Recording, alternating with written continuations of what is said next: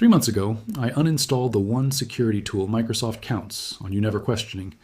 And what I found underneath it, the data it was collecting, the telemetry it was quietly sending back, the way it integrates with Microsoft's cloud infrastructure, completely changed how I think about security software on Windows. This isn't a rant, this is a walkthrough.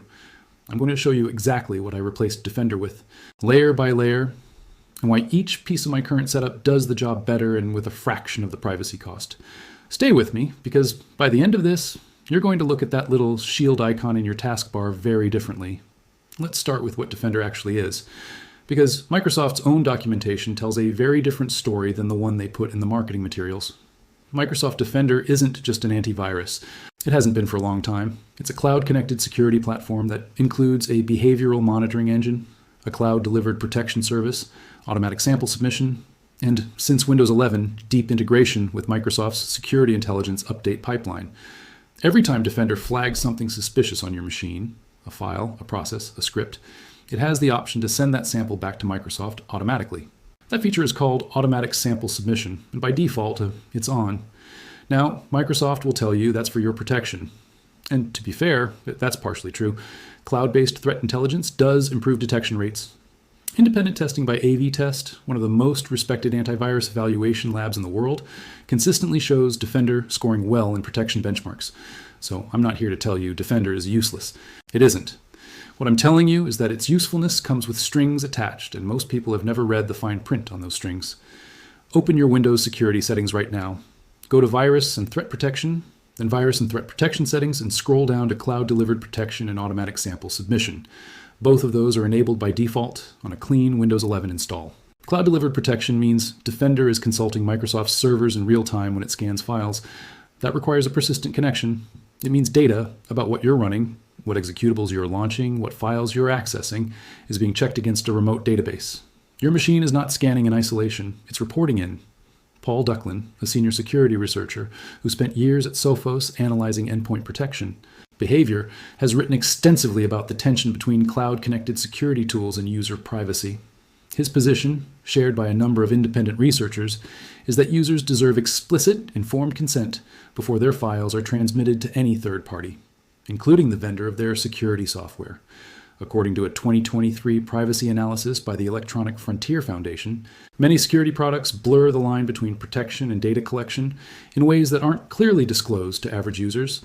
Defender is not unique in this regard, but it is the most ubiquitous. Think about what that means in practice. What you're opening, what you're running, what you're creating, all of it passes through Defender's behavioral engine before it reaches your applications. And pieces of that data, flagged or not, have a path back to Microsoft's cloud. If you're a freelance professional handling client documents, a small business owner running sensitive financial files, or just someone who values the principle that their own computer should process their own data, that's not a theoretical concern. That's your actual workflow being monitored by infrastructure you don't control. Here's what I want you to think about. Microsoft is now a cloud and AI company, and Defender sits at the center of that business model in ways most people don't connect. When Microsoft announced the integration of Defender into its Microsoft 365 ecosystem, they framed it as seamless security across your devices. What they were also doing was building a unified telemetry pipeline that connects your endpoint behavior to their cloud services. Microsoft's annual revenue from its intelligent cloud segment exceeded $90 billion in fiscal 2024.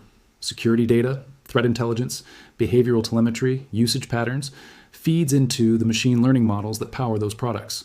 I want to be measured here, because this is where people tip into conspiracy territory, and I'm not interested in that. Microsoft is not reading your love letters. They're not watching your screen in real time.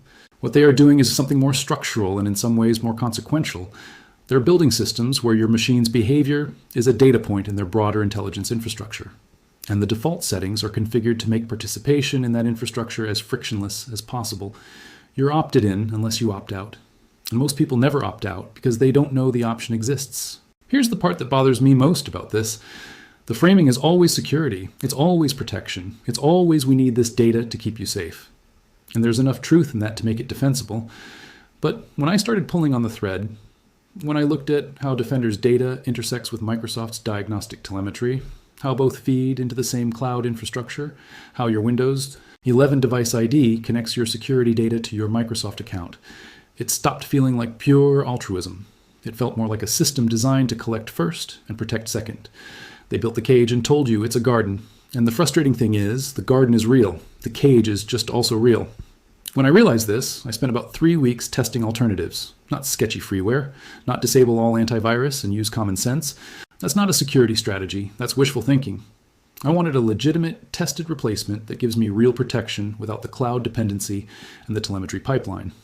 What I ended up with is a 4-layer setup that costs nothing, takes about 15 minutes to configure, and hasn't missed a beat in the months I've been running it. All right, here's exactly what I replaced it with. And I'm going to walk you through each layer so you understand not just the what, but the why.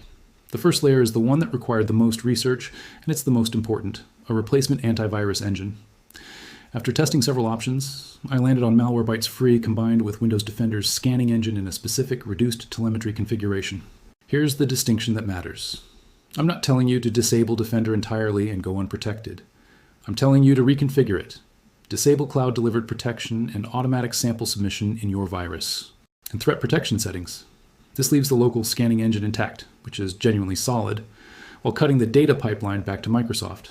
Then layer MalwareBytes Free on top for on-demand scans targeting malware, rootkits, and potentially unwanted programs. MalwareBytes has been independently evaluated by AV comparatives and consistently performs well in real-world detection tests. The free version doesn't run in real time, but paired with Defender's local engine, you've got strong baseline coverage. Cost, 0. Setup time, 5 minutes. The second layer is DNS level filtering, and this is where things get interesting. Most people think about security at the file level. Will this executable do something bad? But a huge percentage of modern threats operate at the network level first. Malicious domains, tracking scripts, phishing infrastructure. By the time a file is on your machine, you've already lost that battle. I switched my DNS to Quad 9, a non-profit DNS resolver that blocks known malicious domains before your browser even loads them. Quad 9 doesn't log your queries, doesn't build a profile of your browsing, and is operated as a public benefit service, not a data business. The Electronic Frontier Foundation has specifically endorsed Quad 9 as a privacy-respecting DNS option. It takes 3 minutes. This alone stops a substantial category of attack before it reaches your machine. Cost? 0. The third layer is a firewall audit. And I'd bet money that most of you reading this have never actually looked at what your Windows firewall is allowing through. MSC and open the Advanced Firewall interface. What you're looking for is outbound rules. By default, Windows allows most applications to communicate outbound freely. That includes telemetry executables, update services, and diagnostic tools that you may not want phoning home. EXE and Diag Track Runner.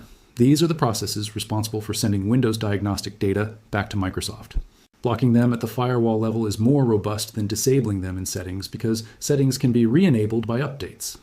The firewall rule persists. There are community-maintained lists of these endpoints on GitHub. Search for Windows Telemetry Block List and you'll find several well-documented options. I'm not going to name a specific one here because these lists change as Windows updates roll out, but the methodology is sound and widely used by privacy-conscious administrators. Cost, 0. Time, about 5 minutes. Once you know which processes to target. The fourth layer is browser-level protection, because your browser is the surface where most modern attacks actually land. I switched to Firefox with uBlock Origin installed in medium blocking mode. Security researcher Raymond Hill, the developer of uBlock Origin, has built one of the most thoroughly audited privacy tools available. It's open source, extensively reviewed, and used by millions. In medium mode, uBlock Origin blocks third-party scripts by default, which eliminates a massive category of tracking and drive-by attack vectors. Pair that with Firefox's built-in enhanced tracking protection set to strict, and you've essentially hardened the single most dangerous entry point on your machine. Cost? 0. Time? 10 minutes to configure properly. Now, I want to be straight with you about who this setup is and isn't for. If you're in an enterprise environment, a corporate managed device, or a regulated industry like healthcare or finance, none of this applies to you without explicit approval from your IT and compliance teams. Defender's cloud integration is often a requirement in those environments, not an option. If you're a developer relying on Windows Sandbox or specific Microsoft security features for your workflow, disabling cloud-delivered protection may interfere with those tools. And if you're a complete beginner who isn't comfortable navigating firewall settings or DNS configuration, start with just the first 2 layers, the Defender reconfiguration and the Quad 9 DNS switch, and leave the rest for when you're more comfortable. This is about calibrating your privacy posture, not dismantling your defenses. The local scanning engine in Defender remains active throughout this entire setup. You are not going unprotected. Look, I'm not here to tell you that Microsoft is evil or that you need to move to a cabin off the grid. That's not the point. The point is something simpler and more practical. The defaults on your machine were chosen by a corporation optimizing for its own data infrastructure, not for your privacy preferences. That's not a conspiracy. That's just business. And understanding that is the first step toward making deliberate choices instead of passive ones. Your computer is yours, not in a philosophical sense. Literally, you own the hardware. You paid for the license. The data generated on it by your work and your browsing and your files reflects your life. The question of who gets to access that data and under what conditions is a legitimate question that you are entitled to ask and to answer on your own terms. Security researchers like Bruce Schneier have been making this argument for years. Privacy and security are not opposing values. You can have both. The industry has just made it easier for you to sacrifice the first in the name of the second. If you felt like something was off with how Windows manages your data, you weren't wrong. That instinct is worth following, and the good news is you don't have to blow up your entire setup to act on it. The 4 layers I walked you through today took me 15 minutes to implement and have been running cleanly for months. You start with the Defender reconfiguration, add Quad 9, tighten your firewall, harden your browser. Each layer costs nothing. Each one closes a door that was open by default. Do this today, not because there's a deadline, not because something catastrophic is about to happen, but because every day you don't, you're running on someone else's defaults. And you're better than that. If this is the kind of deep dive you want more of, no sponsor reads, no affiliate pressure, just research and honest trade-offs, subscribe and let me know in the comments what you want me to investigate next. I read every single one.